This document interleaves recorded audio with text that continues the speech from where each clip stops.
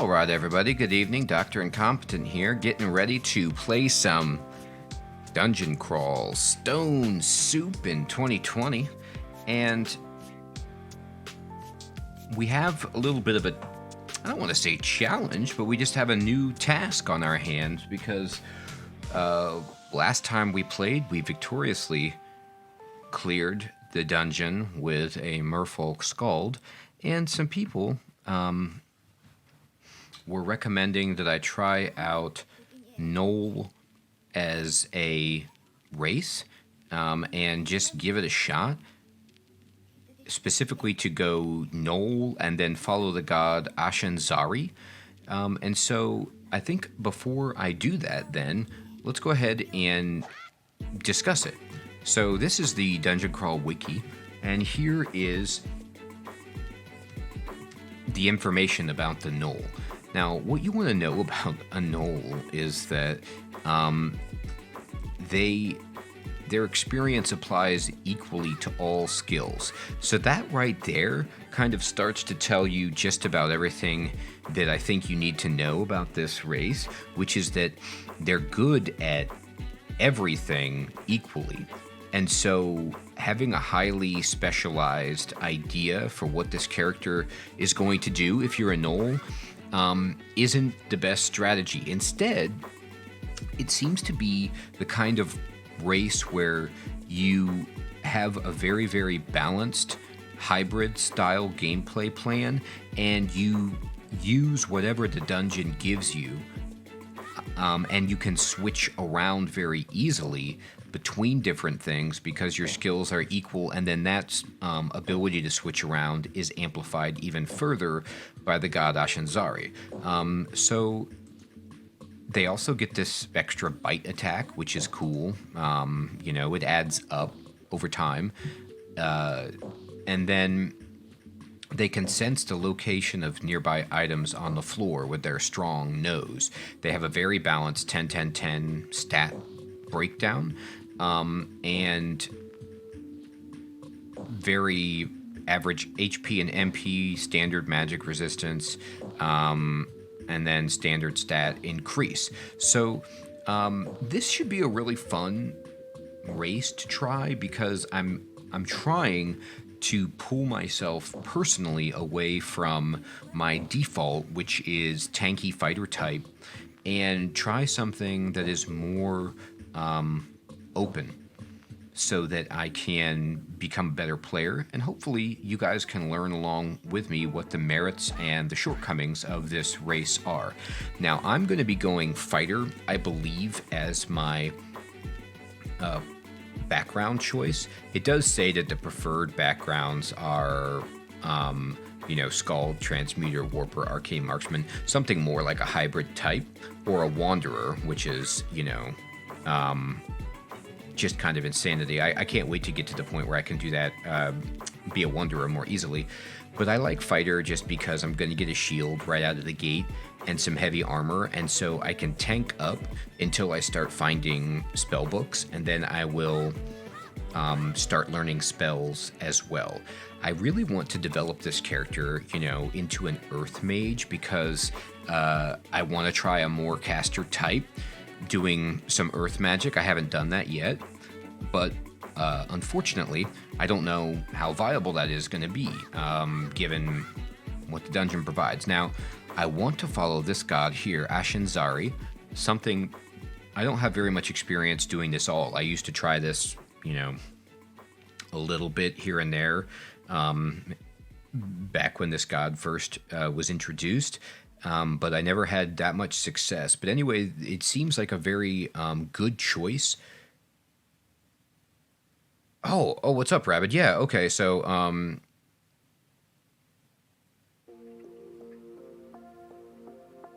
oh, hey, what's up, Mr. Snackman? So you're saying Gnoll Wanderer is probably the strongest Wanderer because Gnoll has an absurd early game? Yeah, that makes sense, dude, because it seems like, Wanderer, you just get random skills, and so the Gnoll seems the best equipped to deal with that. Yeah, exactly. So maybe one day when I want to do Wanderer, I will do Gnoll. And then I think I'm going to take Rabbit's advice, which is just, just start out as melee, but then move into whatever spells that I get access to and try to teach myself spells as well. Now, that's all predicated on me being able to even find Ashenzari in my seed of the game, which, that's usually possible, but you don't know. It might not be. Now, I am going to actually play on the web tiles because I want to try version 0.25, and it's not released yet for the home console. So let's jump in and play online. I'm going to have to probably, let me push first of all F11 to get this full screen, and I'm going to try to figure out what's the best way for you guys to see this. So I'm going to go with intermediate, and we're going to go with Gnoll, and random equipment and skills. It doesn't say fighter, but again, I always just, you know me, I love shield. Now, I did axe last time. I'm going to tell you what. Why not? Let's get crazy. And it doesn't matter. As I understand it with a Gnoll, you're just kind of switching around based on whatever the best equipment that you found is. But I'm going to start with a sword. Riposte is not really that good in my experience, but oh, they do. That's right. So it affects your starting skill in that, like in long blades. Yeah. So I can make up for that later on. But I'm gonna try a sword. Okay. So let me see if I'm gonna zoom in. Let's see. That's way too small. And then that looks pretty good. Hopefully that's. Oh, I picked the short blade. Yeah, I did. Well, hilarious. It's interesting because I always think of a rapier as like a long fencing type weapon, not really a short blade, but maybe a long sword is more like a 6-foot sword or something. I don't know. Anyway, I got a lot to learn. So I picked the wrong one, which is hilarious, but luckily the Gnoll won't punish me. All right, so hopefully this is pretty visible for you guys. If we need to zoom in more, just let me know. All right. So I'm going to kind of just hop around. I did edit my RC before starting so that I have I only have 4 lines on my RC right now, which is auto fight to stop at 80% health, auto butcher, auto heal before auto explore, and I think and then I set the movement delay. What's up, Amber? Yeah, it is. It is pretty much like a very much like a D&D game. It's a roguelike game, so it's a procedurally generated dungeon that's random every time. And you're trying to dive into this dungeon and get Zot's orb of power and take it out of the dungeon and survive. Unfortunately, it's a very difficult game, and it's also permadeath. So it's a game, and it's turn-based, and it's all about trying to make the best decisions given the information you have. I enjoy it. It's kind of like a puzzle to solve, but it's fantasy themed, very D&D like. Yes. That's funny, Mr. Snackman. I didn't realize that, but yeah, exactly. That's my point. Like, I mean, a rapier in my mind does not seem short. It seems long. Anyway, so that's why I picked that. All right, we're going to fly around here, and we've already got level 2. All right, and we are, well, we don't have to worry about training at all, do we? We can't turn anything off.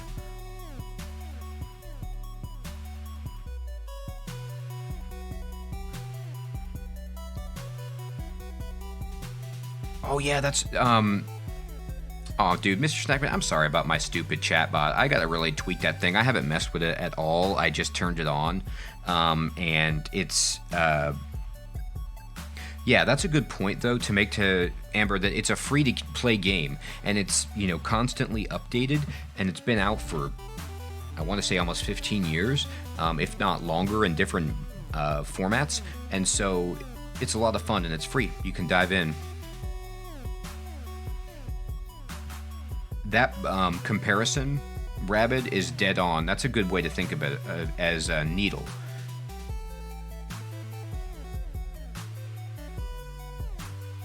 That was sweet. So my Gnoll, his strong nose, he sniffed out that cloak.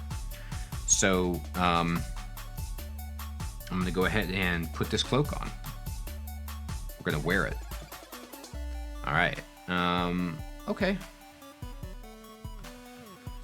So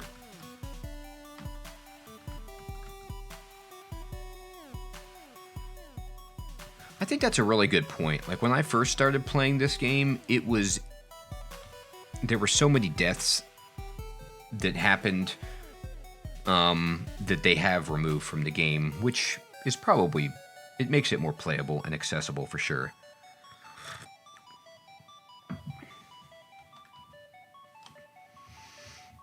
It's more punishing than like all the roguelite games out there. But it certainly used to be way more unfair.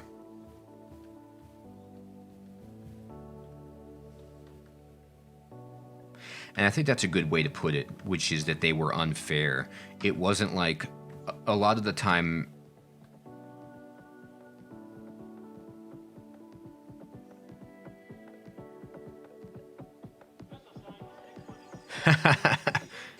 hey, some nights you just don't get sleep.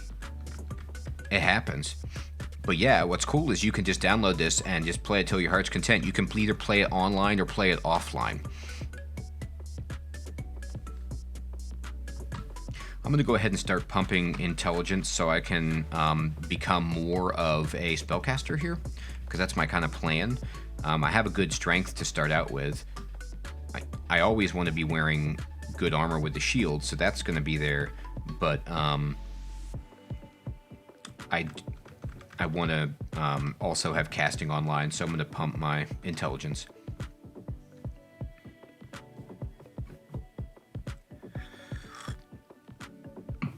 Nice thing too, Amber, about falling asleep while you're playing this game is that it's okay, because it won't take any action. It's turn-based until you put an input. So unless your head hits the keyboard and holds down a button, you'll still be alive when you wake up. I think, Snackman, your point is really good that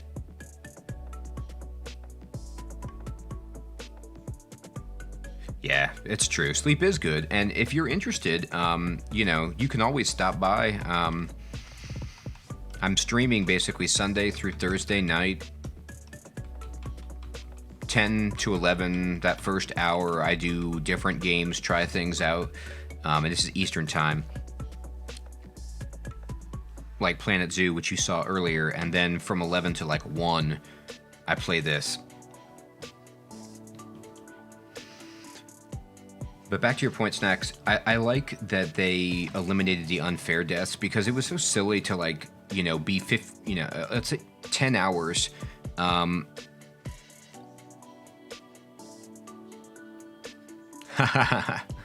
Very good.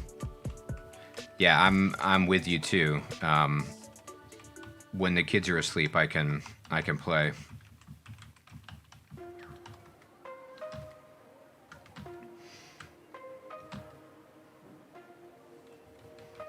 It was just so sad to be 10 hours into a run and then have some kind of weird insta-death thing happen to you, like getting mesmerized into, you know, deep water or something like that. And it was just, like you said, it wasn't skill-based completely. The best part of Gnoll was having all of my skills go up like that.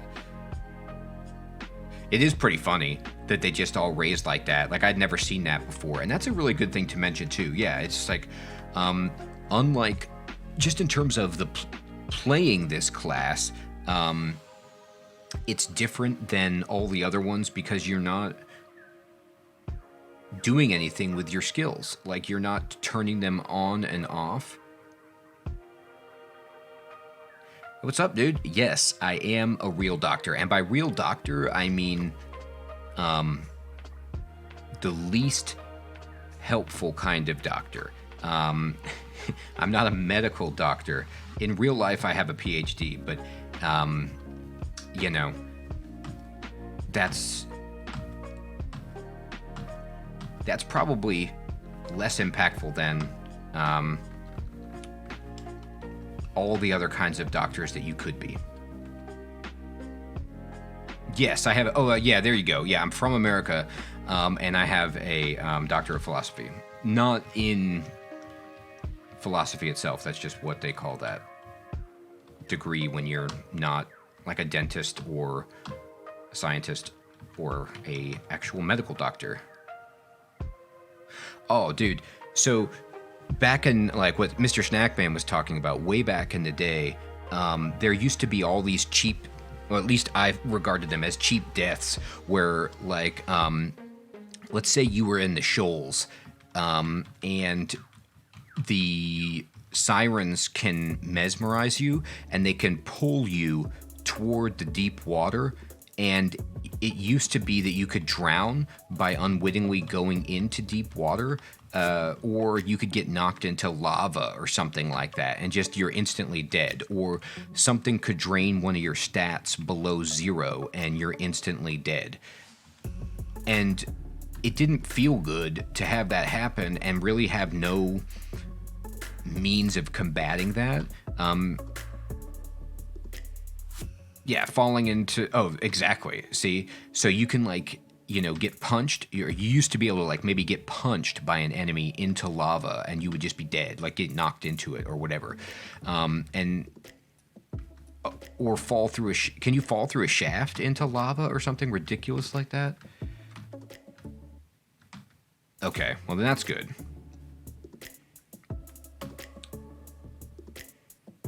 And those kind of deaths would make for a funny story, or at least for me, you know, when I would talk to my friends, like, you would have these hilarious stories. But after you started getting better at the game, oh,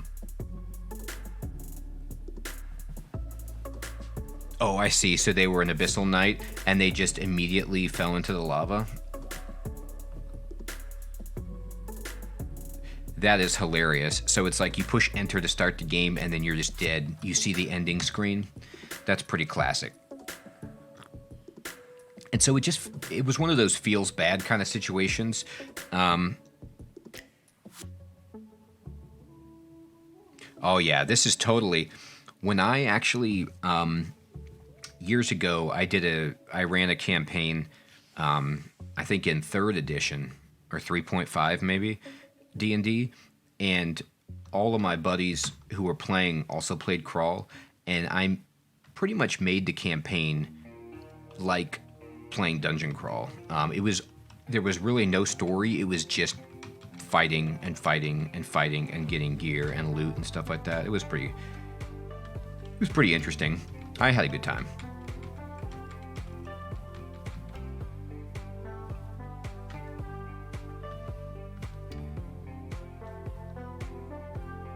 Because I'm going to go into the sewer here. Because it was... Yeah, you can.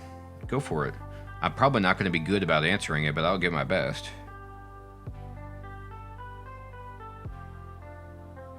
Yeah, that's true. There is, like, it pulls from all kinds of different cultural traditions and has a lot of things that you would recognize.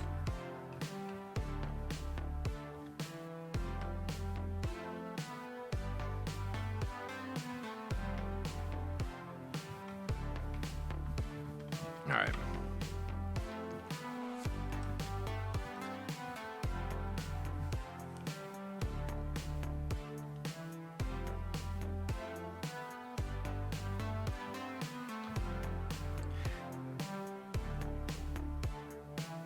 Oh, that's pretty funny.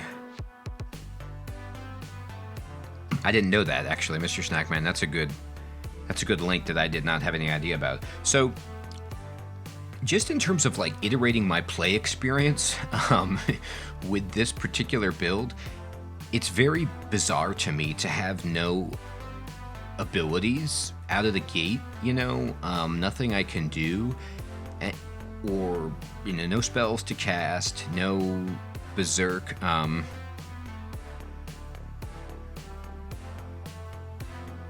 That's a great question. I think that I've been playing. The campaign I'm in right now is 5th edition, and I find it to be pretty fun. And we have 2 people in the campaign who've never played before, and they seem to be enjoying it. So it just, you know, from my limited experience, 4th edition played more like they were transferring an MMO into D&D language and giving you like MMO style, like World of Warcraft style abilities with your characters, like things you could do every certain number of turns. But then 5th edition moved away more from a systematic combat oriented model and is more imagination heavy. I don't know. That's kind of like my light take on it. But to make it fun for new people, I'd say just kind of like, you know, be very forgiving about the rules and explaining and letting people make, you know, decisions about what kind of character they want to play that would be fun, and just be accommodating to things. And yeah, you could pull in like kind of what Mr. Snackman was talking about, pop culture stuff to make it more fun. Like it could be a campaign that is, you know, parallel to something like what Rabbit was talking about with, you know, it could be sort of Game of Thronesy or sort of something, you know, that they're into, Stranger Things or something like that, whatever, if you want to do like a sci-fi, you know, X-Files style thing.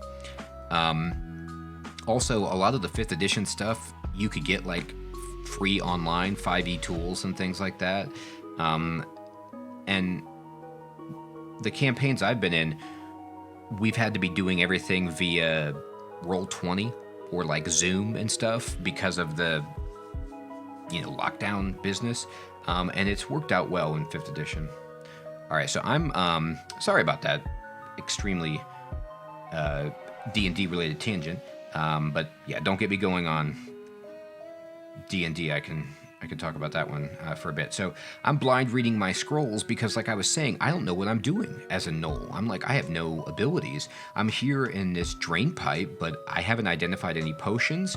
I have no, you know, nothing to get me out of any situations except for I am finding, like what Mr. Snackman was talking about, and I think Rabbit was talking about too, that I'm really strong early game. And because I went fighter, I have a good... Oh, good. I'm glad that helped. Yeah. I have a good set of armor, a good shield. So, you know... Hey, and there's a cursed ring of attention, which, you know... Ash would really like that because it's cursed, but I'm never going to wear that, so we're going to just drop that.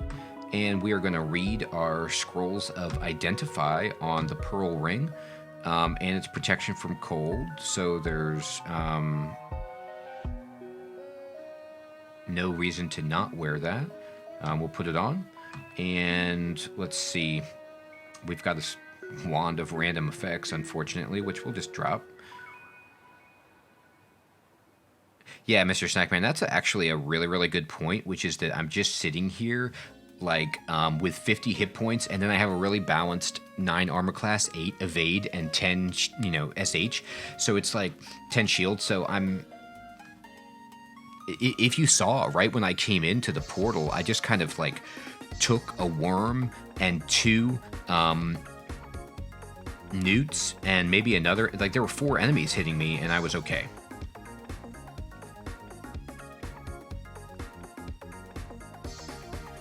so strange. The skill thing is so strange. All right. What do I have to throw? Nothing. All right, I'm gonna back up and just pull this bat away from the water if I can. I need something to do at range. Anyway, I'm gonna read the rest of my scrolls of identification and try to figure out some of these potions. Remember, I always like to blind read scrolls in a place where I know pretty much what's going on, and then I like to target the stacks of potions that are the largest, just to try to pick out at least potions of curing early on, and we got mutation and resistance, which are pretty funny potions to have identified early game. Anyway, we had to do it at some point. Okay, so let's get these. There we go. Get these potions. Okay. I'm just gonna walk over here. Here we go. And so, you know, if you can put the enemies in the shallow water, that's to your benefit. Oh, you've seen this layout for the sewer before? It is strange. I'm gonna have to, like, fly over. Yeah.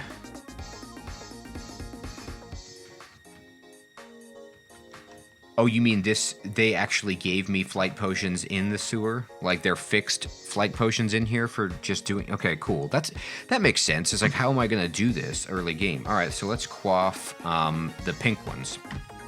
Yep, you are dead on. Okay, so if you're watching at home, or you're watching on YouTube, Mr. Snackman just saved your life if you are looking at this particular map for the sewers, which is that you're going to get a big stack of flight potions. Like, I had 5 right there, okay? And then you can use those to go into the areas you can't explore. So I'm just going to step over once and immediately in, so that I don't worry about falling down. Now, if you're new, when you drink your potion of flight, it'll tell you, like, you're buoyant. Make sure that you get done doing what you got to do. It has some dangerous rooms. Well, we're about to get dangerous then. And, you know, if it all goes down, it all goes down. Let me see what... I do have 5 scrolls of teleportation, just in case, I suppose. But anyway, when you're flying, it'll give you a little buff indicator that you're flying, and it'll start to tell you when you feel less buoyant, and that's when you need to plan your landing. I like to just... you know, get onto land as soon as possible. All right, so here's 2 portals. Oh, yeah, okay, so here's some oozes. So I'm just going to go here and just try to limit the amount that I fight at once. Anything in there? No? All right, yeah, that's a lot of worms. Okay, so these guys are going to hit me really hard, but I'll win eventually. Okay, so it looks like there was no point for me to open that door, but then there are... Oh, anyway, that's good enough. Yeah, it was... Luckily, it was only 3 worms and 4 slimes, but still. We made it. I'm going to tell you what, this Gnoll is pretty strong, all things considered. Alright. Let's not fight on the water. Let's be a little bit more clever about that. There we go. Okay, so again, I'm going to bump up intelligence.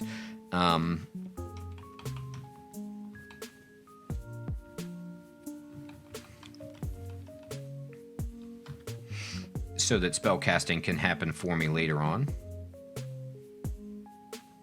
Remember, too, that we are playing version 0.25 here, and I have absolutely no experience with it.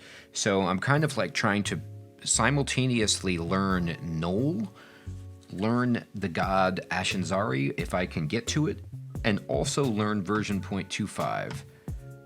So there's a lot of things that I will just not be clear about.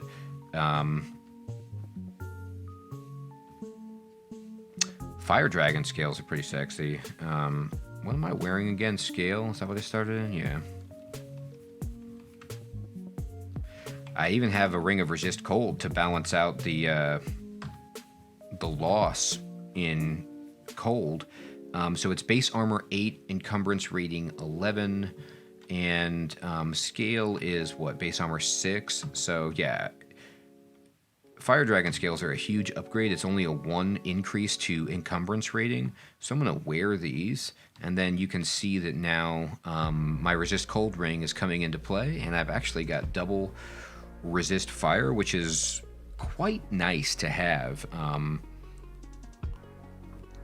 You know, I feel like fire is just the most common elemental damage that you're going to take in the game, especially early.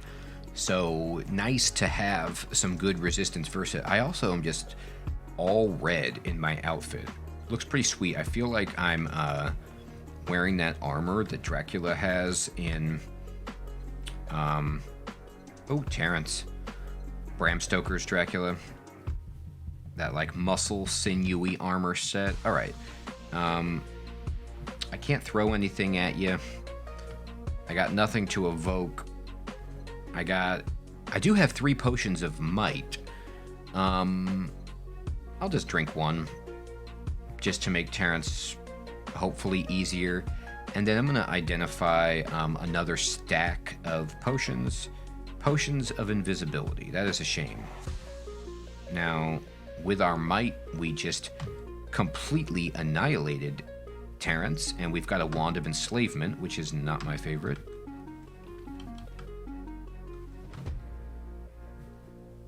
I'll tell you what, I feel like, with the exception of Wand of Clouds and Wand of Acid, and maybe Scattershot, they've really reduced the power of wands that do damage for the end game. I was finding myself like where I didn't have that many wands that could do a significant amount of damage to endgame foes. Oh, so you can blast him with like disintegration or paralyze or something like that. That's cool. Yeah. That's a good point. Boggarts. Yeah. Anytime you can get an easy kill on something that doesn't have the right resistances, that feels really good. Alright. So I'm going to just take a second here and tell the game to not pick up wands of random effects, or potions of mutation for the time being. And I would like boomerangs or javelins or even darts if we could find any. Okay, so let's go down.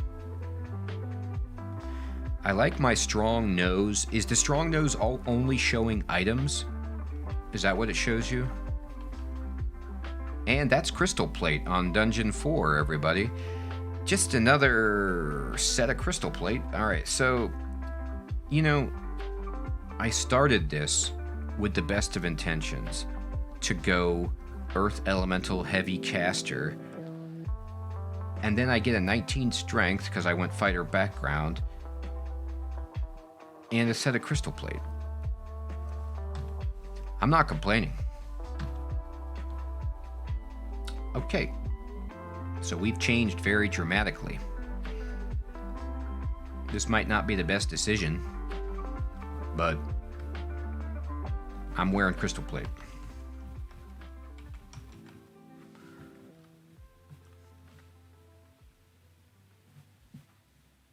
Wasn't that lucky? Yeah, that was lucky. Sometimes the game gives you Crystal Plate early, and then what you have to be careful of, at least in my experience, when you get a really nice item early on, is to not feel too good, because the game can giveth and taketh away really fast. All right, I'm gonna identify my stack. Okay, there's the potions of curing, very good. And I'm not gonna, oh, there's another scroll of identify, awesome. Now look at this.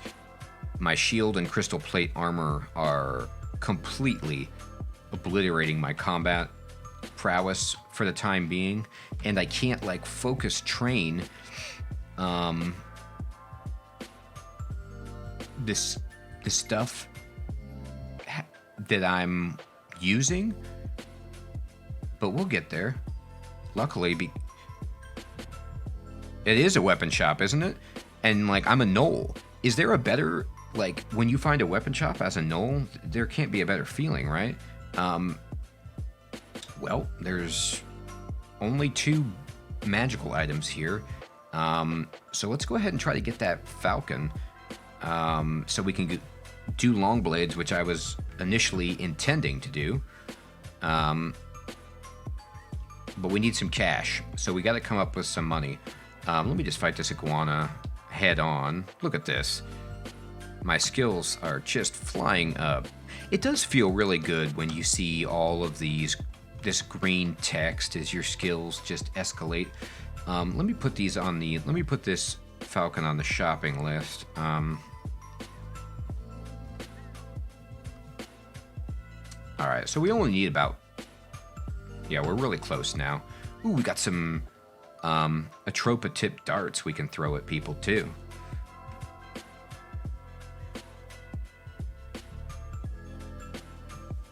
Okay. Oh, 155. And there's Quazlal. Okay. Well, let's go ahead and go down. Oh, there's a gadget shop with a bunch of gold. This is pretty good, and a spell book. I'm gonna just stare dance this iguana and just take him up here and go back down. I'm gonna eat, and then we'll just pick all this stuff up. What do you got in here? Oh, a bunch of evocables. Okay, well, we can come back. There's a wand of clouds, a wand of digging. Pretty good.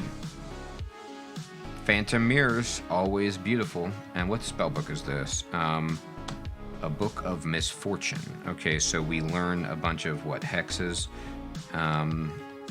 Okay, that's cool. All right, so we do have the money now to buy our item. Oh, sorry. Also, by the way, I think you'll notice I did decrease the delay on Auto Explore in the RC for the online version so that you can actually see me move, but I forgot to do it for the like Shift G movement, and so you're gonna see me like instantly teleport to places if I do that. It's a little disorienting. No, I want to try G. No. Okay, let's try this again. Give me this one. Yeah, all right. So let's go ahead and just put on this falcon. Look at that, a +2 falcon of electrocution. Now that is a very, very attractive item to pick up. For 162 gold on Dungeon 4, I will take it. Okay, so feeling pretty reasonable here. Hey, look at that. I riposted. Now, I will say that I know that my riposte is going to be manure because I'm wearing a shield, but from what I understand, and you guys can correct me if I'm wrong, yeah, my evasion triggers riposte, and I'm, you know, in this heavy armor with a shield. It's not going to happen, but from what I understand, riposte is a pretty minimal impact versus like something like having a shield.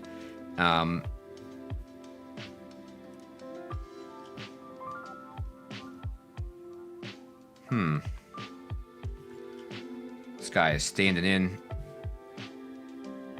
Right. And so it's like a free bonus attack which is good, but I've got my teeth. You know, I'm a Gnoll, so I can bite people, right? There we go. No, we don't go. This guy is being a problem for me.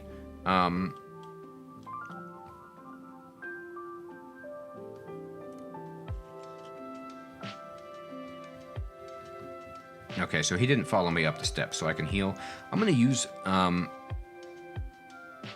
oh, they will proc weapon brands. That's cool, you know. So like, if you get a really good brand like Electrocution, you can get a free one in with the repose. So there is, it's not like it's nothing, you know. But I'm not going to be building this character around it, I don't think, unless, you know, I get some kind of triple sword.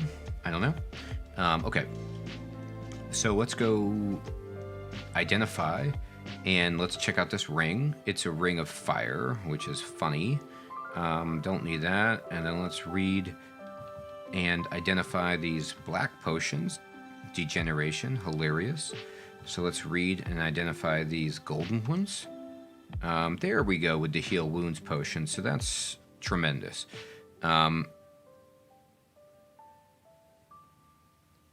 Yeah, so the riposte is only going to proc on 33% of the attacks that I evade. And that, first of all, provides that attacks can be evaded in the first place. And so it's a nice benefit, but it seems pretty... I don't know. I'm going to remain neutral. I'm going to reserve judgment and see how it plays out in this game. See how much it benefits me before I, you know, lay down the hammer. I'm going to drop these degeneration potions, you know, seems like the right thing to do.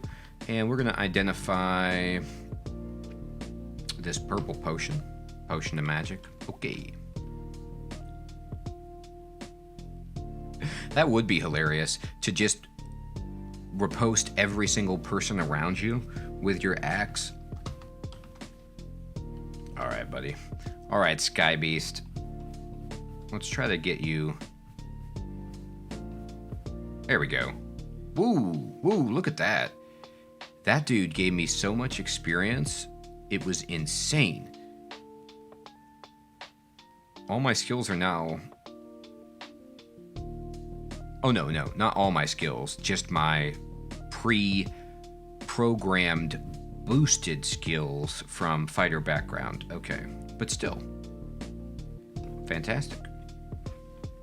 All right.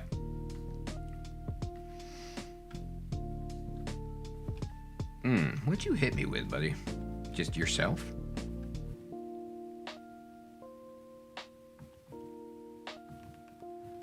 Alright.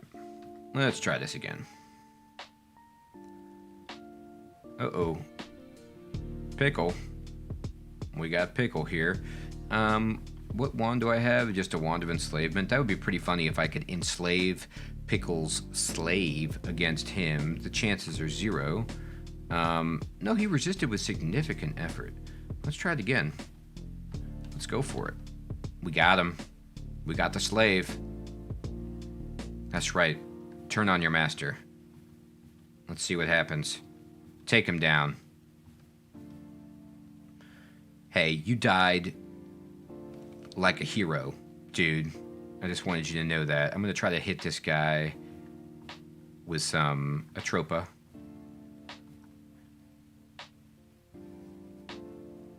Luckily, his whip is just a flaming whip. Sometimes I think he has electrocution, which would be much scarier. Alright. Ooh, we got him confused. Alright, I'm just going to kill him while he's confused. There we go. Look at all the skills just flying up. Ooh, and we got some intelligence. Okay. So that's cool. Got a little intelligence. Alright, and we freed the slaves. I love seeing the good aura around people where they're like, you are my friend. Yes, sir. I am your buddy. I'm the dog man. Here's the temple. Beautiful. Oh. Duvessa and Devon, huh? Well, and a centaur. Not quite my ideal scenario. So I'm going to try to get this centaur to come around the corner. There he is. And we'll just give him that. All right, so there's Dowan, and there is Duvessa. So what I want to do is go here. They won't split, right? She won't follow me up the steps. They won't get out of each other's line of sight, right? They love each other so much. They're going to stick together. I can't just tempt Duvessa up the steps.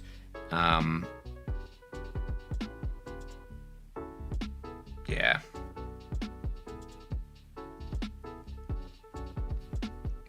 I'm going to just heal then. And try to see if I can get in a better position. I don't really want to fight them super much right now.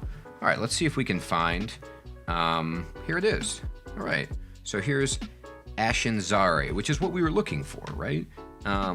So let's kneel down and let us join. Okay.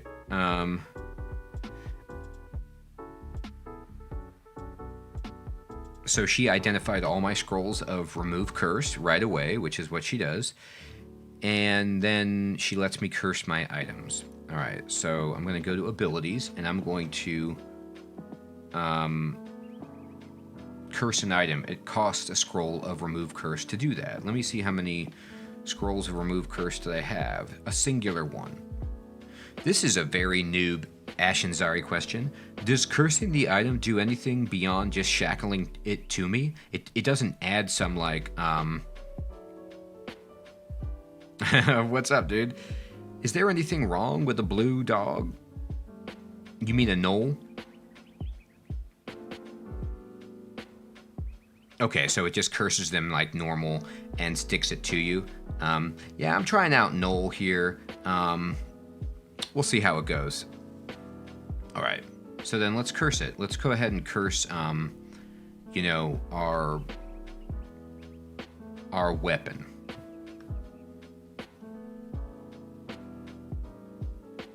Now, obviously, cursing your weapon when it's a slashing weapon like this, probably not the best idea against hydras, but we won't see hydras for a bit. Yeah, dude, I got this, thanks. I have this lo-fi video game music playing in the back, and yeah, this remix of Zelda is so awesome. Every time I hear it, I'm happy.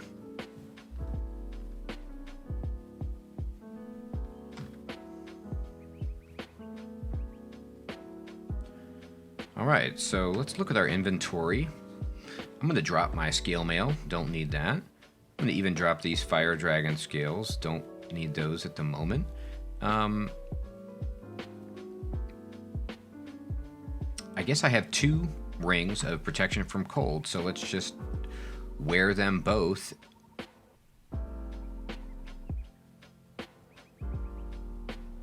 Oh, is that just a benefit of having a cursed slot? So, like, she identifies everything that you have cursed on the ground? That seems really cool. I didn't know that. Saves me some time.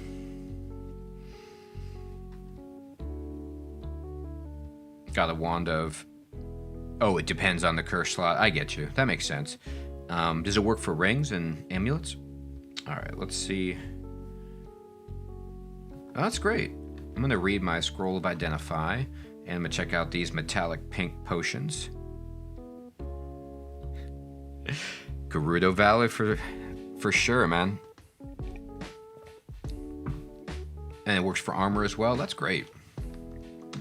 Wow, so I'm learning all kinds of new things about Gnoll and Ashenzari that I'm okay with so far. Now, there's a very good chance that, like, I lose momentum on my early game Steam and hit a terrifying wall, but hopefully that's not the case. I mean, I think with this crystal plate and this sword of electrocution, I should be okay for quite some time.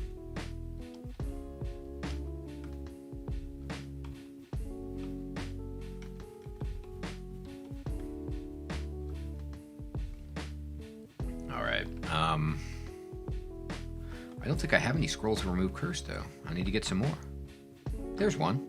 Speak of the scroll. Okay, so...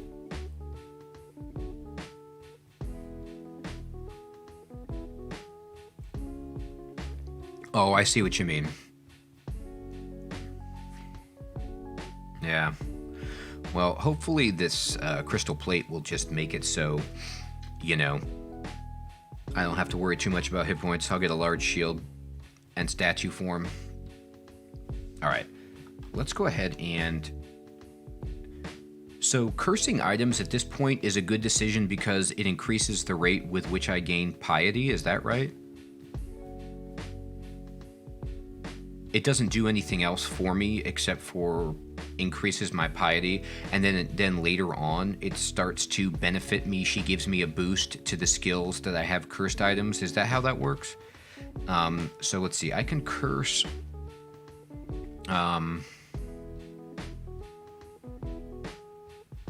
Well, let's curse my crystal plate armor. Okay. Let's get some piety. Let's impress Ashenzari. Alright, well this is not an ideal situation to encounter a centaur, but how do you like being electrocuted, Mr. Centaur? Not very much. Okay. Oh, there's some big old rocks, which I wish I could throw. Man, how did I get all the way up to 15 Atropa darts? That's pretty nice. Let me see my scroll situation. Identify, so let's get this potion, cancellation. Identify my lumpy potion and its brilliance. Okay. And then I've got one more identify. And I'm going to use it on this stack of 3 scrolls here. 3 scrolls of blinking. That is tremendous discovery. Okay, so here's an ogre. So this is a pretty good test of how we're doing. Alright, so he hit us, but he didn't hit us that hard. He hit us twice for a total of 9 with a giant spiked club. So I'd say our GDR kind of won us the day right there. Guys that are hard to hit are going to be really annoying. Ooh, boomerangs.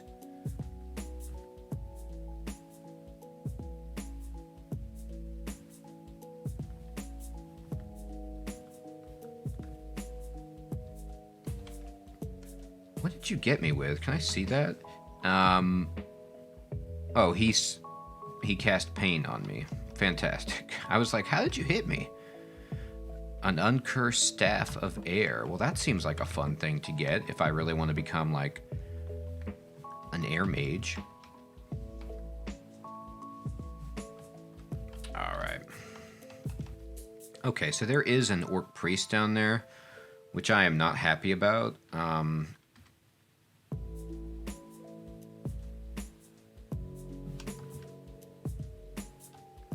What are my chances of... Yes. Yeah, that's what I say. Yeah, it's just like, let's go ahead and recruit some allies. So why don't you go on this guy?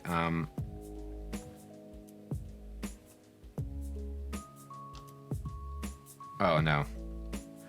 I need line of fire for enslavement. That seems pretty weird. Okay. Man, this dude. All right, that's fine. Okay, we got him in one shot. We electrocuted him. All right, I'm gonna see. I'm gonna try it again. One more time. Oh man, you were supposed to be on my side. What about you? How do you feel? There we go.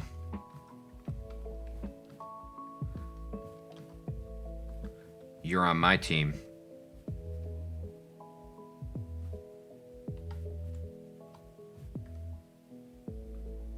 Ashenzari doesn't care if I attack my own dude, right? I mean, she's neutral. I keep saying she. Sounds like a female name. It could be a genderless you know, god thing going on. Anyway, I'm gonna do this. I'm gonna attack my own dude. Take him down.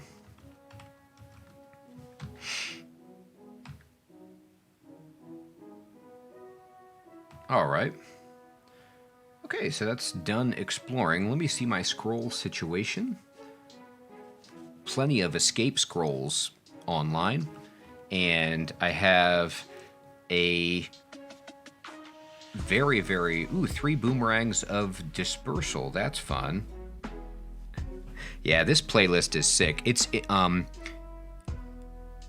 I don't have it set up to be on my screen because I'm playing online. I'll have to fix my Streamlabs settings so that I can put the Spotify window open. But anyway, it's called Video Game Study Lounge, and it's by this guy Game Chops, who's really nice.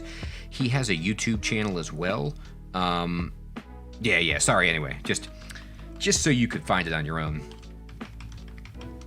But yeah, Chrono Trigger, excellent game. I haven't played it in a bit. I should probably boot it up again. It's been a few years. All right. These bees are going to be annoying, as they always are. So let's just stare dance as many times as we can. Boy, I'm getting really poisoned here. I'm going to kill this frog first. Oh, the bee or the frog? Let's try. Cool. And you are like the man when it comes to helping me understand uses for wands that I thought were just not that useful. So let's do it again. Let's first of all kill a frog and see if we can get some frog legs, because I'm hungry. I did not get frog legs. I'm gonna... Oh, that's great. That's hilarious. So they poisoned each other and just ripped themselves to pieces. That's a beautiful thing. I'm going to go intelligence again because I still have a commitment to at least try and make a caster out of this guy one day. All right, let me just... Well, there's only one, so... If another one comes on the screen... All right, I'm going to go ahead and enslave this dude. And why don't you take out this iguana for me? Can you do that? Yes, you can. That's beautiful.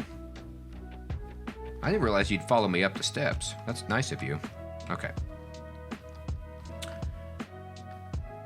Oh, Ice Beast. Well, Mr. Ice Beast, I somehow have 2 pips of resist cold at this point in the game. I'm going to eat because I need a lemon. I'm really hungry. All right, what do you think about electricity, buddy? You don't like it. Okay.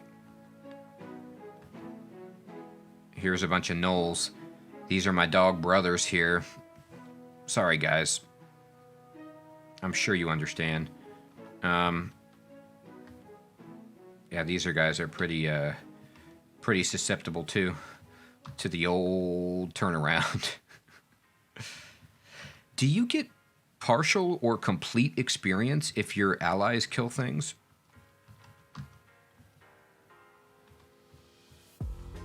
Have they changed that since I played last? I mean, I should get all the experience, right? Or at least some of it.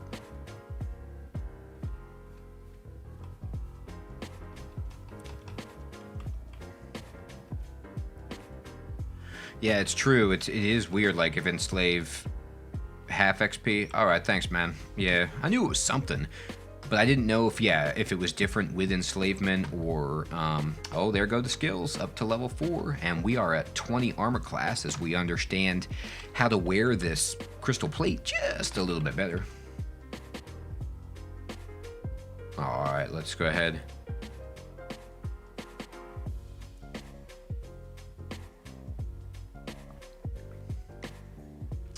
Ah, okay, that's a much clearer breakdown of summoning stuff and how the experience works. That's cool. And then, yeah, it's nice of the game that it prorates it based on the damage that you deal, somewhat.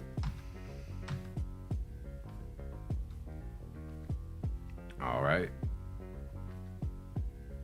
Bunch of poison darts. You know what? I should probably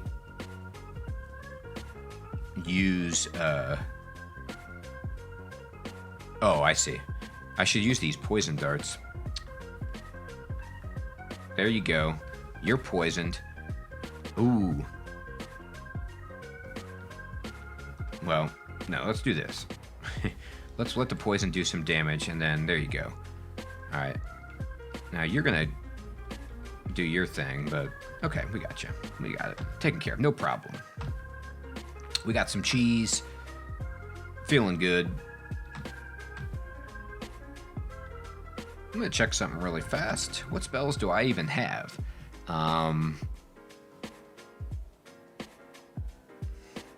Yara's Violent Unraveling sounds like a fun thing to cast.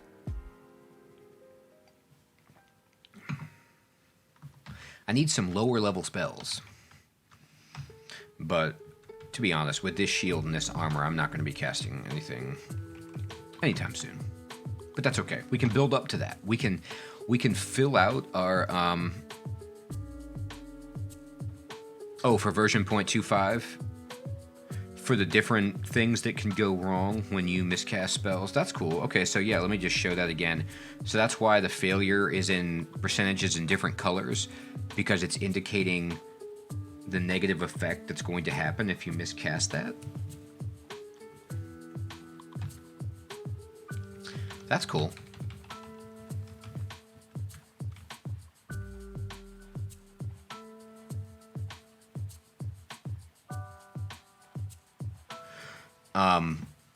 What is my current state?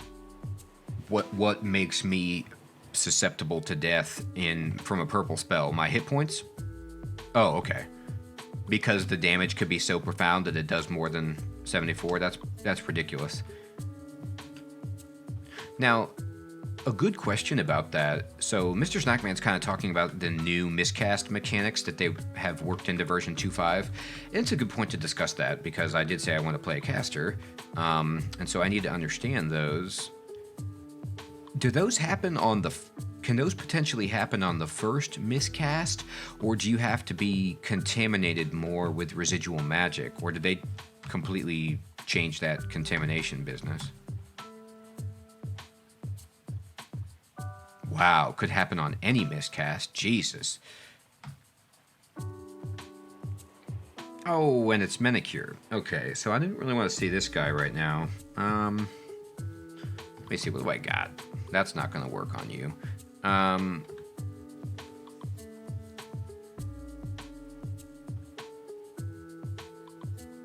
Okay, good, because I was going to say, like, I feel like even when I had a good caster, I still had a 1% miscast rate, and I don't want to just, 1 out of 100 times do 100 damage to myself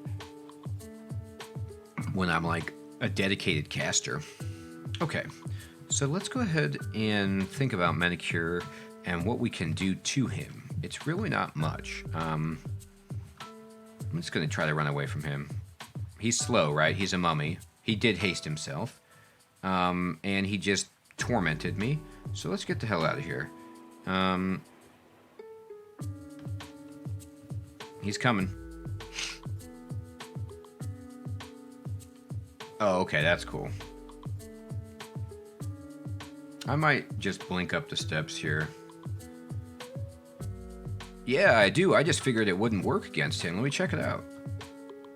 Oh, I do have a chance. Look at that. Man, you are the wand situational master, Mr. Snackman. Okay, so I can just one-shot him, or I can hit him really hard. I get 1 free hit on him, right? Oh no, I get a lot of free hits on him. It doesn't wake him up. Jesus. I thought he would wake up. Oh my goodness. That was sweet. Wow. So that just turned Manicure into garbage. I was going to like use a blinking scroll and just run away and avoid him.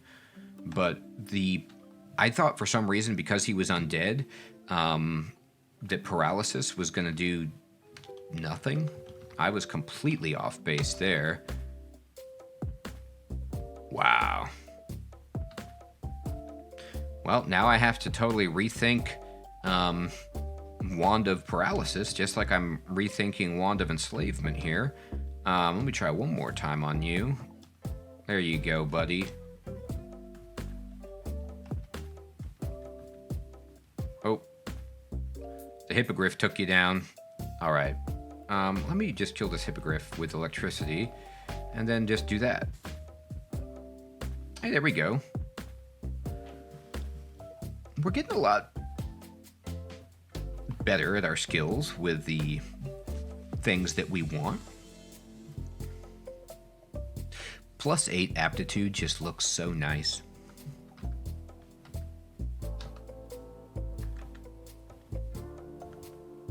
Alright, we need to get our throwing game improved. What's up, dude? Evocations? Yeah.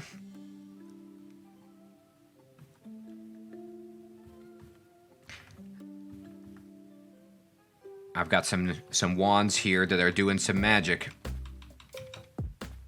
Oh, that guy died from the poison. Alright, big kobold, come over here. Come into my office. What we get here? That was a wand. No, it was more poison darts. Well, that's fine. I'm gonna hit this Hippogriff. Yes, I did it. I gotcha. Alright, let's step into my little workspace here. And the Hippogriff pecks me, but does no damage.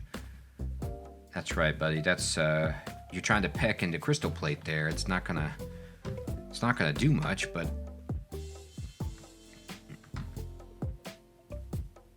Alright. Gecko. Oh, here's the black bear. Let's give him some poison. Oh boy, he's gone berserk. And I'm just gonna kill him.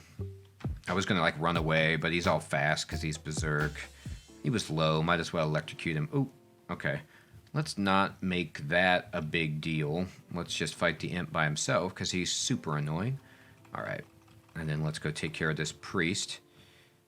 Oh, well, the big kobold wants to come out and try to whip me. I don't think so. It is a vampiric whip. Did I pick up any scrolls of remove curse? Not yet. Alright, I'm going to use identify on this stack of 2.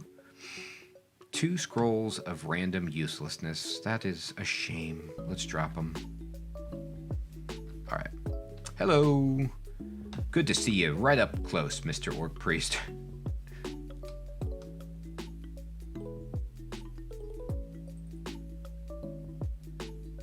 Oh. Oh. Okay. Anyway, I got a message. I'm so new to playing online, I don't even know what the message is. I think I've only been messaged once before by a human, and that seemed to be Malcolm Rose's robot. Now, this is a 2-headed ogre, so he's hitting me hard, but I think... Well, let me just check this. His rate is pretty decent. I'm going to try to swing one more time, and if it gets out of control, I'll just blink away. But this is he's hitting me really hard, so I'm going to go ahead and...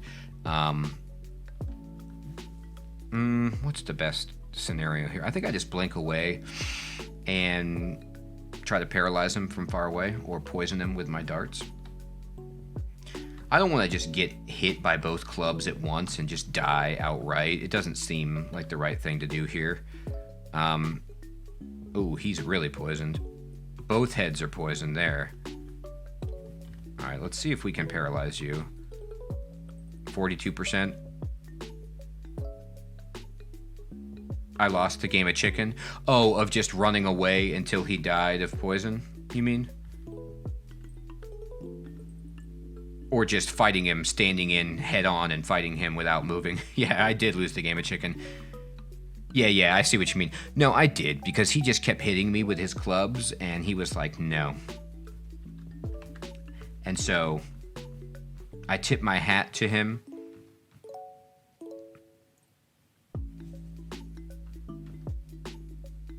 And the poison worked its way through his veins.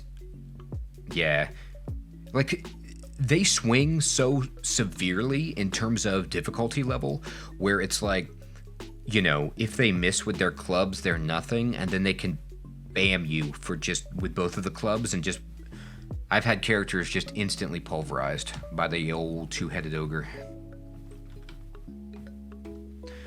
So keep your distance if you can, and use an escape. There's no shame in losing the game of chicken.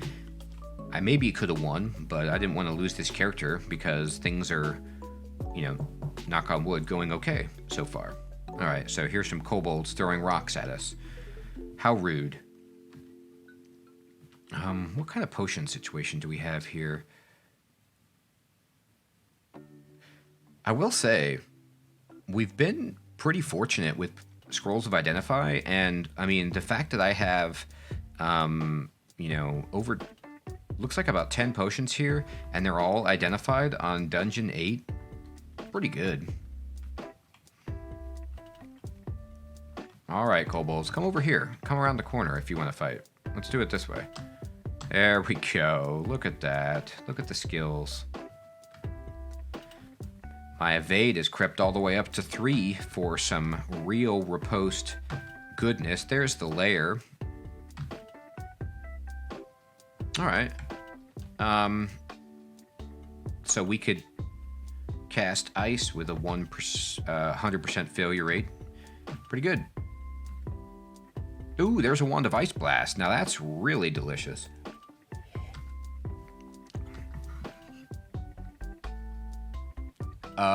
There's a pretty good weapon there. I think we're gonna have to switch weapons.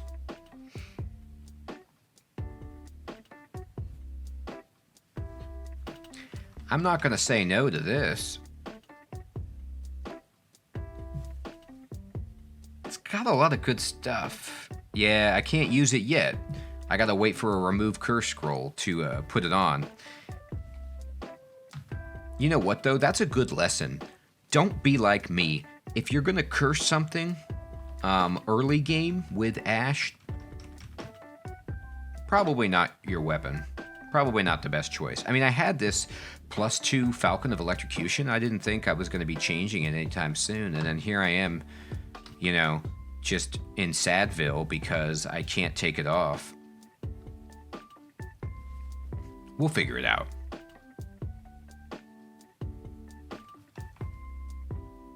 That's actually kind of sad. Yeah, it is just that good, isn't it? You know, the thing, though, is, I mean, resist electricity is nice to have, though. But yeah. Alright, let's identify... enchant armor. Beautiful. Now, here's a old school question. Do enchant armor and weapon scrolls uncurse them? They used to do that. Do they not do that anymore?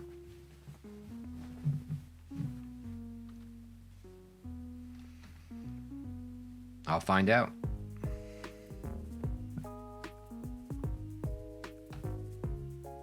No, they don't. Yeah, I feel like they used to uncurse stuff, but they don't anymore. So don't have to worry about that. I just didn't want to accidentally uncurse my crystal plate. I want to be, you know, in curse fill. All right.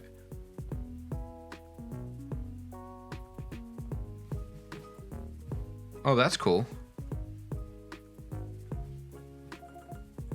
I'll take it. All right, and let's go ahead and enchant the old crystal plate up. So we are sitting pretty here. Yeah, that's what it seems like, is that... I'll take that ring of protection, by the way. So I'm going to take off one of my ring of protection from cold. Just remove that and throw on a +4 ring of protection. Yeah, we'll take that. So we got a 26 armor class here. Not too shabby. We are a really, really strong Gnoll in terms of defense land. All right, so let's go jump down to Dungeon 9. What branches have I discovered so far? Nope.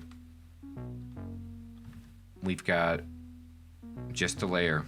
We haven't even found the Orcish Mines. Control O, that's right. I was doing Shift O for no reason. Okay, so let's see. Fair enough, fair enough. Oh yeah, we got Dowan and Devesa to chop through.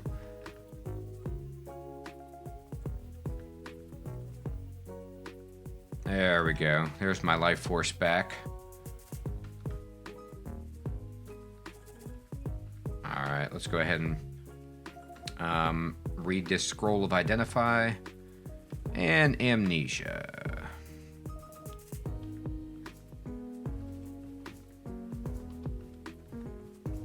I have to ask this question. I know the answer before I even ask it, but as a person who doesn't, oh, there's some plate, regularly play casters and I'm just kind of like getting into it more, how often do people use scrolls of amnesia?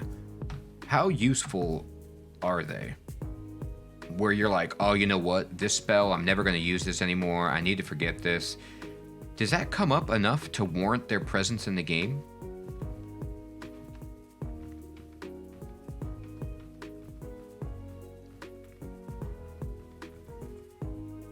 Okay, well then there you go. I just wasn't sure, like, because, you know, for me, they're generally useless. It's nice that you can use them.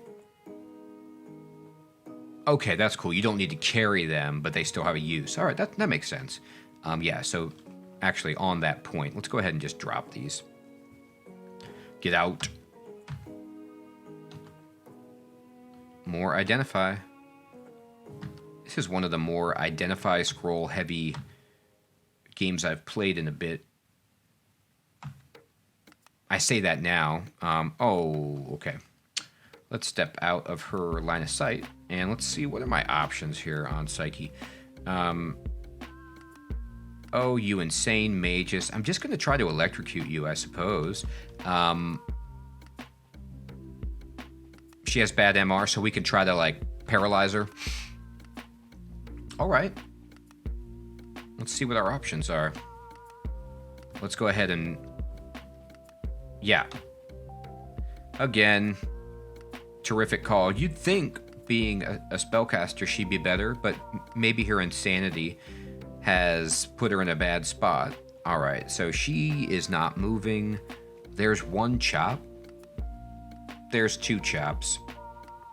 There's 3, 4. So I got 4 uninterrupted chops with that paralysis on her and didn't have to face the wrath of her distortion dagger. Here's another kind of noob question, or just, you know, out-of-date question. Can distortion still send you into the abyss? What's up, dude? I'm in the main dungeon right now. Okay, good. Yeah, I was wondering, like, that's one of the worst things about early distortion is just getting banished to the abyss. I wasn't sure if it still did that or not. So yes, it does. So it was good to paralyze her. Yeah, so we're in the main dungeon branch, level 10, or I'm sorry, level 9. But we've just discovered the Orcish mines, and we've also found the Lair. Oh, they made it more common? Fantastic, huh? Ooh, I can see through this wall and there's like a face. Does that mean it's an enemy? So if it's like a little face that you see, it means it's an enemy, and then if it's a diamond with a question mark, it means it's an item, I supposed. Oh, they removed the teleport target away chance? Okay, that's good. I hope it's less common, dude, because my last run was a banishment party that was hurting my feelings. But that was also because I was just, you know, playing poorly and didn't have good magic resistance. And does this evil face animation change based on the difficulty of the monster or anything, or is it just random how it looks? I swear it was like a neutral face with that iguana, and then with that ice beast, it was like, yeah, look. Oh, it's based on the text next to their name. Okay, that's cool. I was like, this face is different. Oh, cool. Thank you. So it's like gives you a little heads up on the threat level. Is the threat level relative to what the game estimates your skill level as, or is it a fixed threat level for the enemy?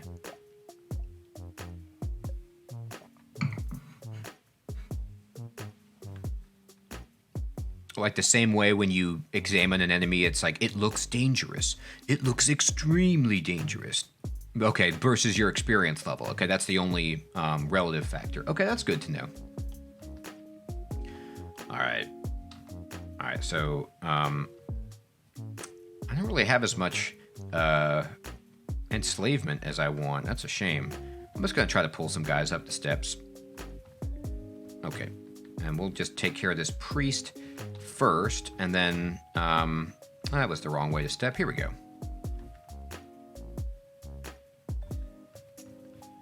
Boy, I'm really poisoned. It's a shame.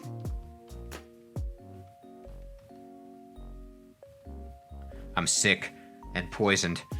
I'm one sick puppy. That's a little Gnoll humor for you. All right, I'm going to go down. I don't really want to do the Orcish Mines right now. I'd rather just face the regular dungeon. I don't have resist poison yet. Else I'd go into the Lair. I also don't have a scroll of remove curse. As soon as I get resist poison and remove curse, I'm going to put my trident on because the trident won't make more Hydra heads, and then I can do some Lair and feel okay. But right now, because I can't take off this weapon, I don't really want to Lair. Granted, I could probably just run away from Hydras, but why take the chance? Alright, where's my best spot with you guys? I really don't have one. I'm gonna try to...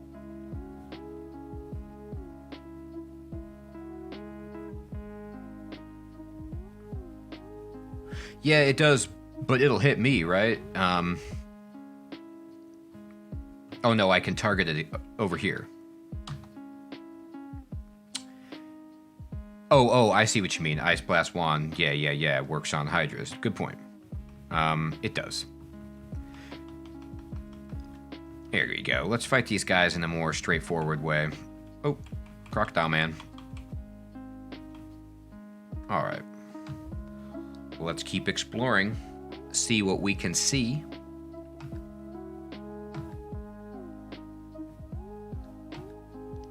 Okay. All right, so we got Corona and animate skeleton, summon small, ooh, apportation, all cool stuff. Unfortunately, because I didn't start with any kind of casting background and I'm wearing crystal plate, my spellcasting is a ways away. Oh, okay. I was wondering why I saw a red dot. It's because Maggie is here. All right, let me just go ahead and check out Maggie. Remind myself she can mesmerize me with a huge chance and bolt of fire me.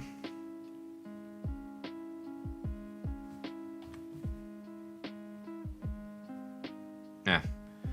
Mesmerize really isn't... I mean, I was going to stand and fight you anyway. I'm just worried about getting bolts of fire too many times. Let's think about this. Let's find out what your MR is, first of all. So, how do you feel about paralysis? You don't like it at all. Okay, so again... each run, I feel like I'm learning something profound about the game that is enhancing my survivability tremendously. So I think a few times ago was when you told me, Mr. Snackman, about Wands of Flame against electric eels in the water. That has been a huge boost.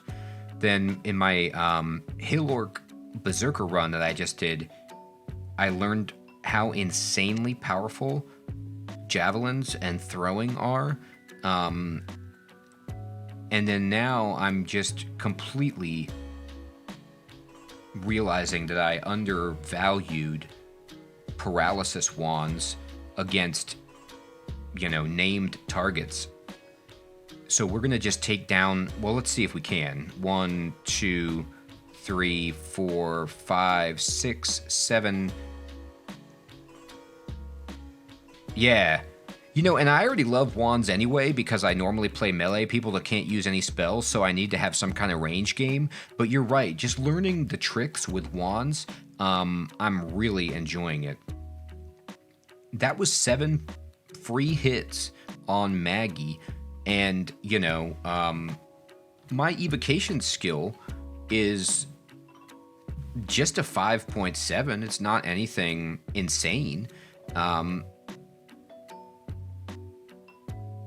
But it was enough. It was a 62% chance to paralyze her, aka rendering her completely lame. So that is awesome. I wonder how Dowan and Duvessa will do against my paralysis wand.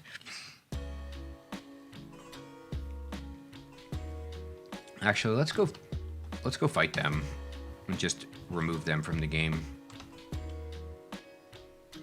Yeah, you're right.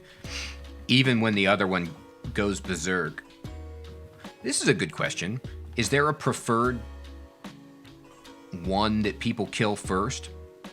I usually just kill whichever one is closer, but is there one that people argue is the best one to kill first, the Dowan or Duvessa?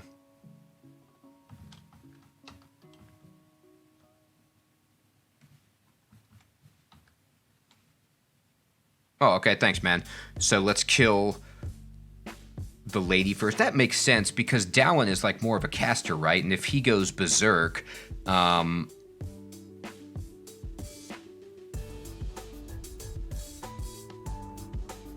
okay. Okay, I see.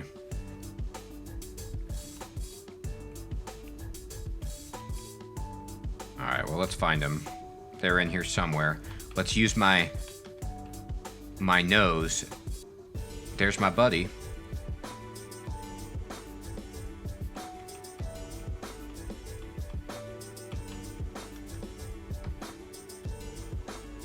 Let me check my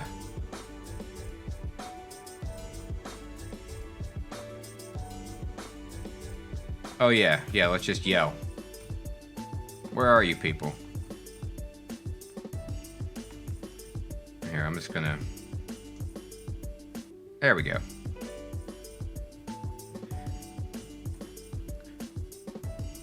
Alright, so let's go. Let's fight. Here you come. 1. I'm just gonna fight you straight up. You put the Corona on me. There's the distant screamer range. So I killed Dowan first, which is kind of going against what you said, Aardvark, but because she's so far away, will she ever calm down? Will her berserk wear off like a normal berserk?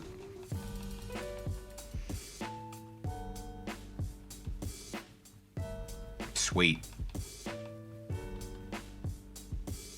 Oh, so she's not berserk right now. She's just pissed off. And then she'll go berserk when she sees me. I get it.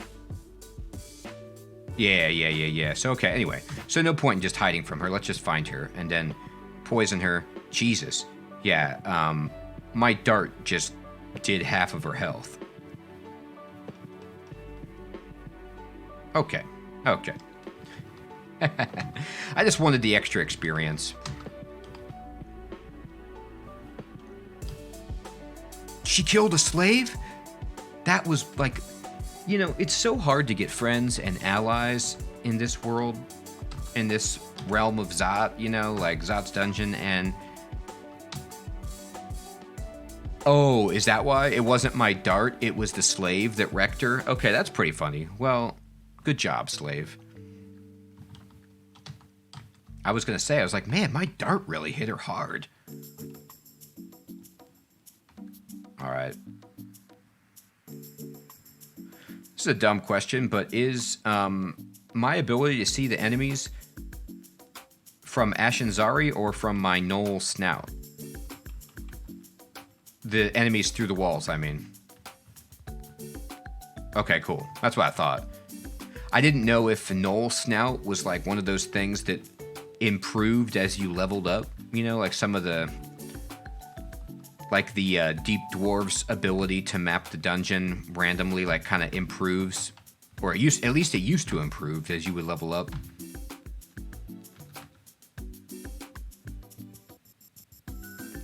Oh, that's sick, so I don't even have to worry about that brand. I love that.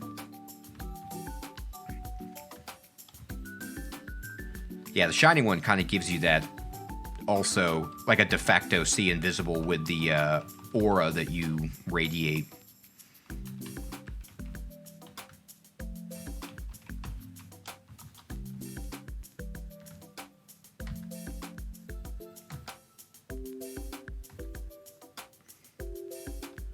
Man, I have not found another scroll of Remove Curse. How unfortunate. I usually carry like a stack of 50 of them.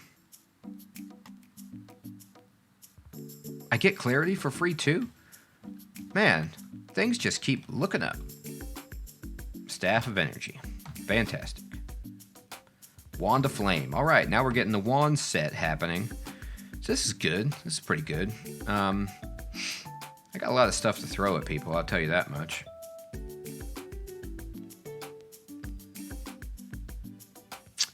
Alright, so I do have that ring of Resist Corrosion if I ever need it.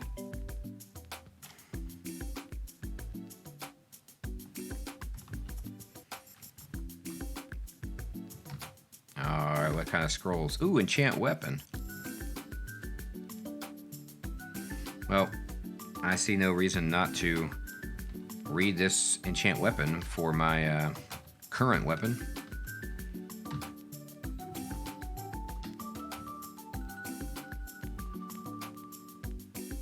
Alright.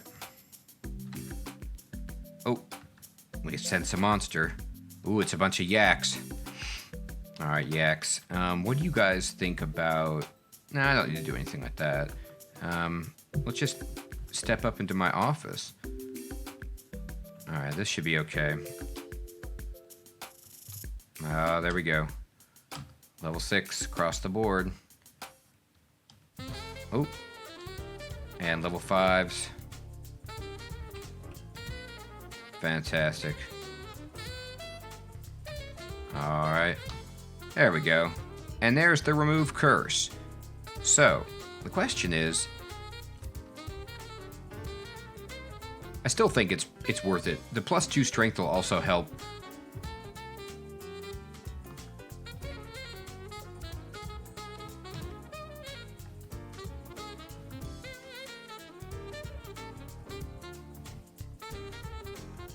Alright, and we can, you know, reach people from far away.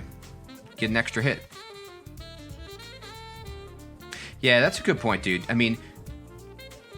There's just a lot of utility built into this. The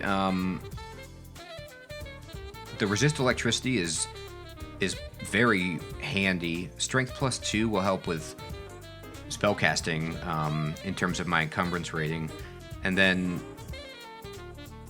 damage and hitting and all that jazz. Then it's Vorpal, and I can fly and reach people from far away, so it's cool.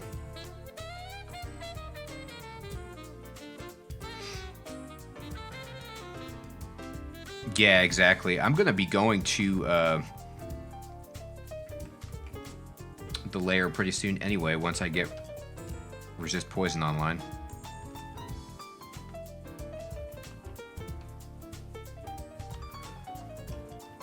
There we go.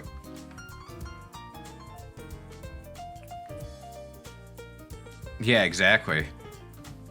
It was like Kismet. The game was like, good job for wearing your resist electricity there. We're gonna throw a electric foe at you. All right. Wand of digging. Awesome. All right, what you got back here? Oh, okay. Oh, that was bad. Okay. Let's just move here. And then here. And then... Can I sneak this? Yeah. There we go. You want to try to evoke on me, dude? I don't think so. We can have a reach contest if you want, but... I'm telling you, my trident is no joke.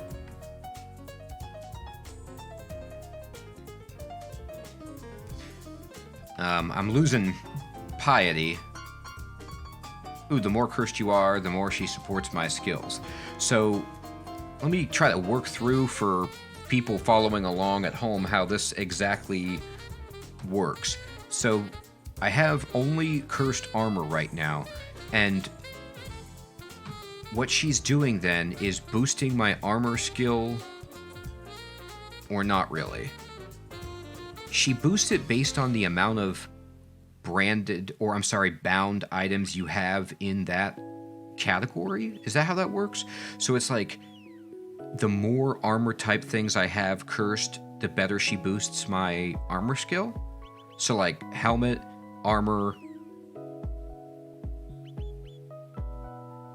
cloak, gloves, all those promote armor, or am I getting that wrong?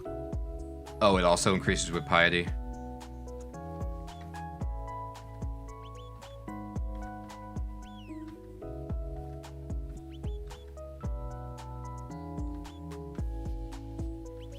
But does that mean you can't boost any spellcasting skills with that ability from her? Or if you wield a staff or something, does that help you?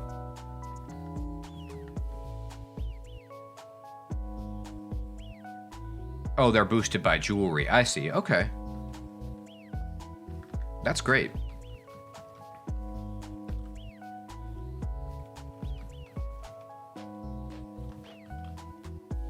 Oh, by the way, and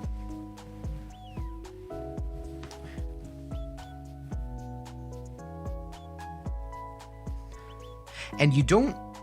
The only way to lose piety with her is just over time, right? Like, so... All that's happening right now is that...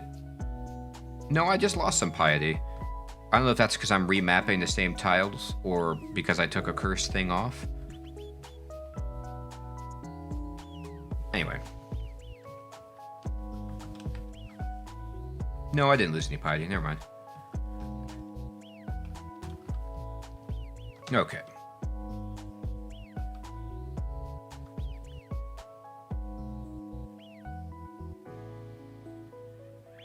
Yeah, so that ability takes piety. Is that...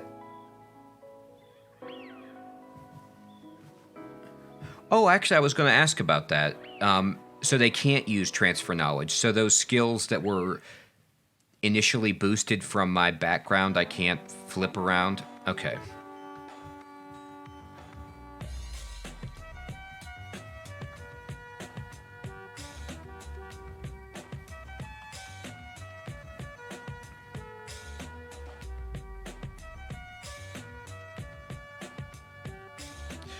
Yeah. Oh, yeah. I feel like I have so many more options.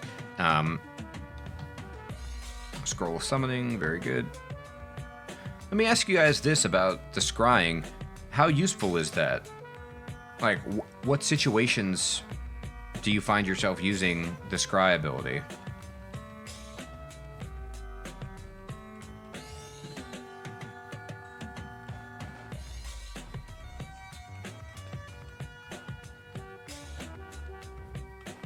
I'm going to need to get good at determining when it's a scry moment.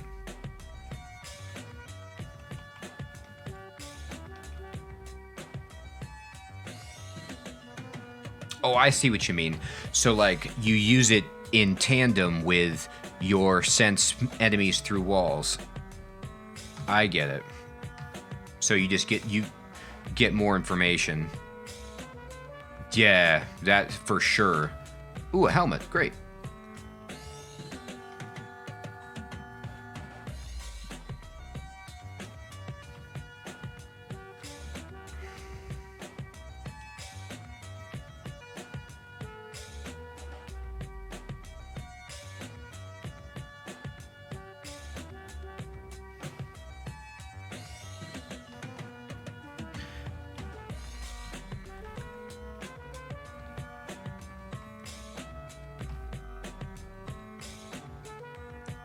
Oh, yeah. Earlier, I think that player is gone, but somebody was asking about cheap deaths that we were discussing before.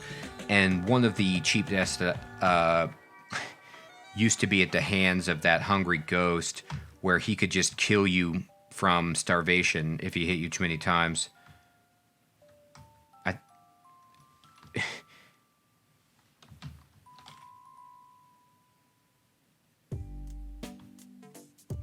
Yeah, that's a good point.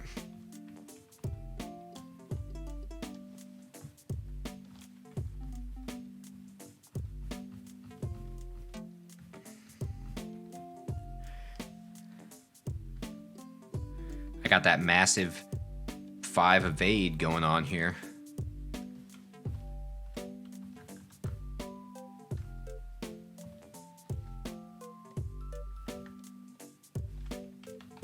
I honestly had deaths like in older versions when food was more of a problem and where I was fighting a hungry ghost. Ooh, cool. An enchanted cloak. Fantastic.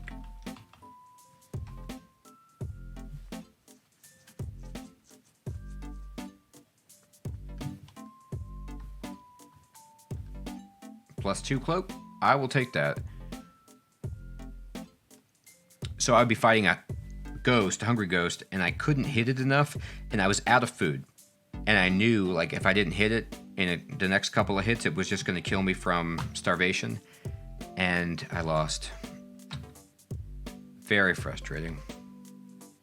So that particular way to die is out of the game, at least as far as I know. Okay.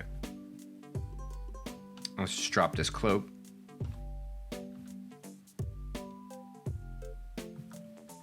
Man. Yeah, they still make you hungry, but you can't die in the battle against them, right?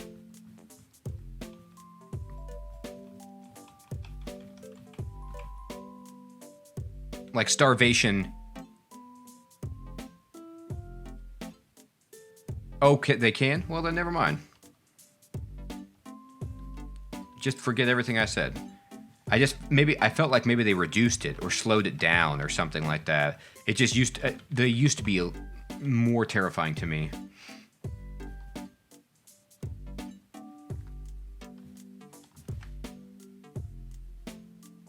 Right. All right, dude. If you want to sit there and just shoot fire at me, no. We're not going to walk into the cloud of flame. Okay. Let's go ahead and look at our items.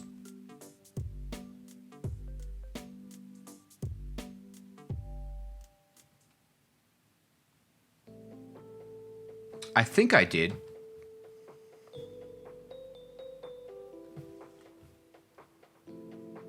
But let me check. I'm going to have to go to the... I'm going up that way anyway.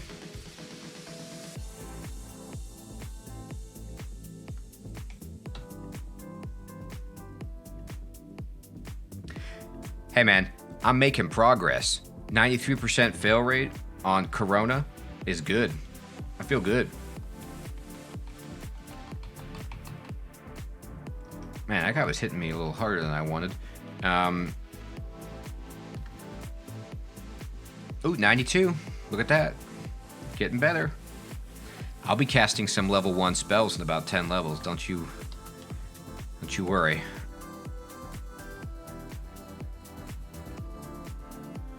Oh, there we go.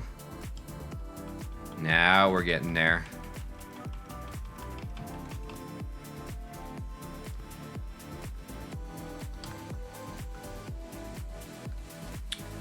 Man, these skeletal warriors are just hitting me way harder than I remember them doing so.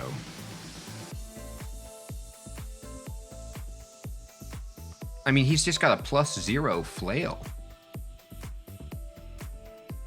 I'm just surprised that I'm getting jacked so hard by this guy. Interesting. Interesting. Yeah.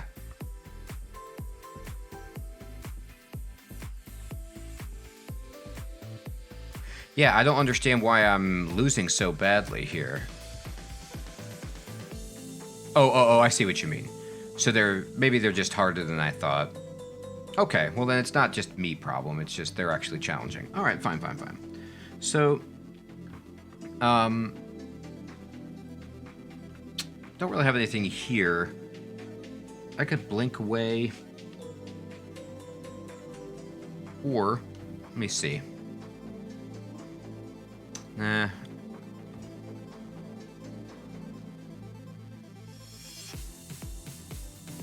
I suppose they are. All right.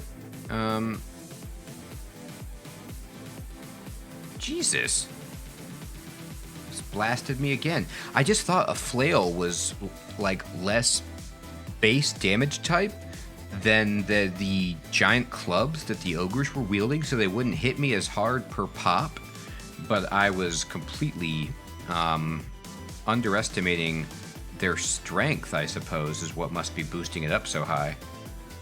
All right, I'm going to try to get some distance with that dispersal trap. There we go. There's a little breathing room. Jeez.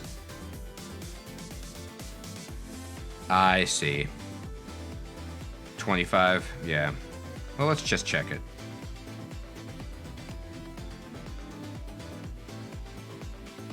Yeah, 25. Okay, there you go. Okay, that's why it hits so hard. Alright, so let's then just give it some fire, maybe? No, I missed it. What's the most damage I can do to you from far away? I'm sure I can't. No, that's not gonna work.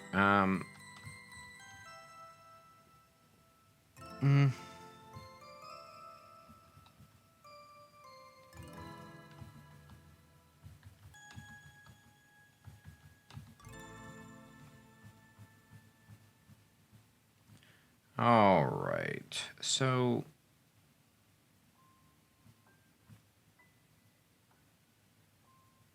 yeah, might as well, huh?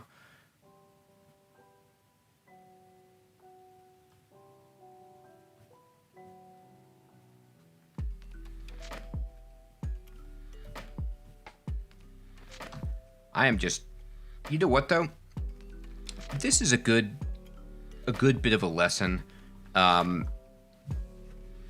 When the enemies get, you know, especially just like a regular strong melee guy like this start giving you trouble, it's probably a good indication that I should go back up and explore some of the other branches. Yeah, let me switch to my boomerangs instead of these darts so I can do some actual base damage.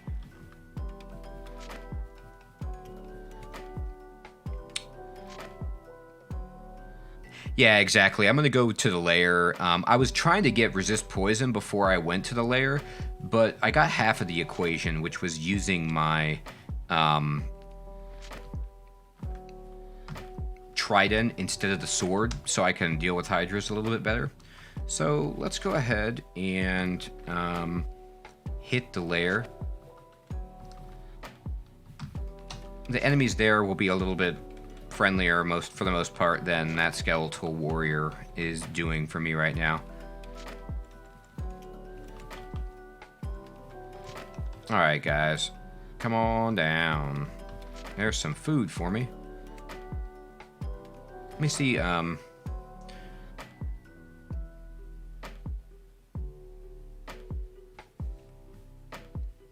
picked up so many rings of magical power. Let's go ahead and drop those for now.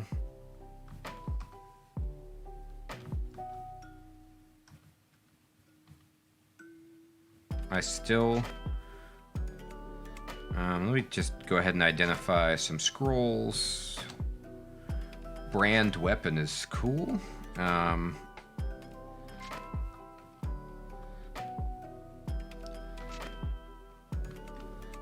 Silence, nice.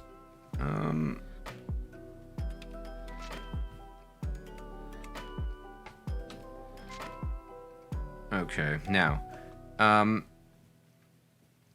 what I want to do is very quickly make sure that I didn't miss any armor types. So glove, boots, nothing. No gloves, no boots seen yet. Also no amulet? None. That's too bad. Let's try to get that. Top priority. Alright, so here's a Mamba, which is not a pleasant enemy to face, but we should be okay. There we go. Look at that, the spell skills are going up. I bet I got a 88% fail rate. I'm loving it. Alright. Actually, let me get my poison darts back for this place. Scroll of enchant armor, beautiful. Get my crystal plate tuned up. Alright. Yeah, these spike frogs are going to hit us a little bit hard.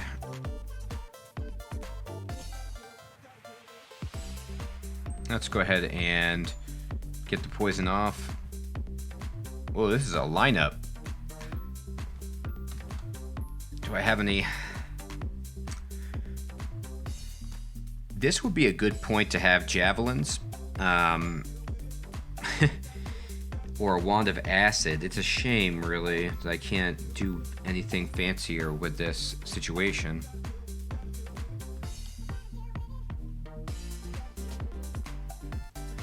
But there is one thing I can do, and that's just get a bunch of experience.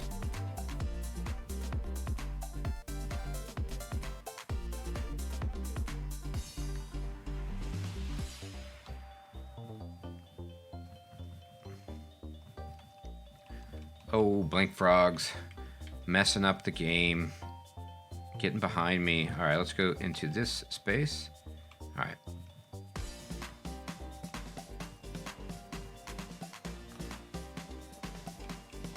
Come on, I know you're still out there somewhere, right? There we go. Alright.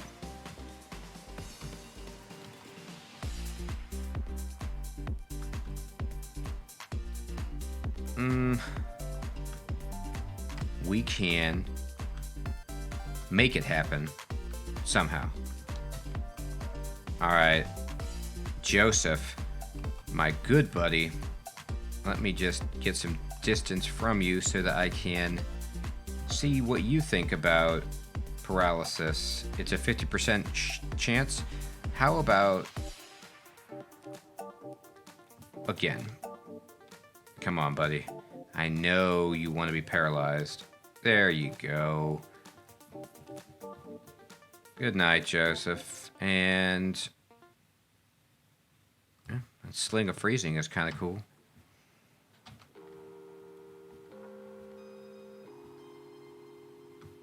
All right.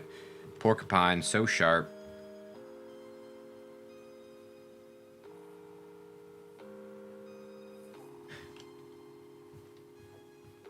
It's another porcupine. We'll take you out. All right, so that's layer 1 all taken care of.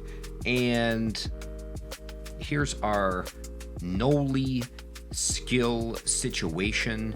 So I have to say I'm enjoying this. It's definitely a change of pace. Pretty big swerve from playing the merfolk or the hill orc I was just playing. And I still have a long way to go to get the casting online, unless I just want to take off my crystal plate, but I don't. I like being stout in melee first, and then branching out later. Your mileage may vary, but that's the cool thing about the Gnoll, is you can just do what you like, providing you get the appropriate spells and gear. So I still need some more scrolls of remove curse so I can curse some more of my stuff and gain some more piety with Ashenzari. I'm not making huge strides, but that's okay. And we definitely need to get, we'd like a better shield. I know, isn't that strange? I swear, I usually have a stack of like 10 or 15, remove curse scrolls. It is a very bizarre situation. But that's the beauty of Crawl, is you never know what the dungeon is going to show you. And it did give us this pretty decent trident, artifact trident, and some crystal plate armor early on, but we also haven't found gloves, boots, or an amulet. And our ring situation could be also improved. But for the most part, I'm feeling pretty good, and I'm ready to explore the rest of the lair. And I will pick up with this character tomorrow. So everyone, thank you so much for tuning in and helping me to learn some Gnoll. I will be back online streaming this character tomorrow, 10 p.m. Eastern, if you are interested. Everyone, yes, Aardvark, thank you, sir. Have a good night. Thank you. Peace.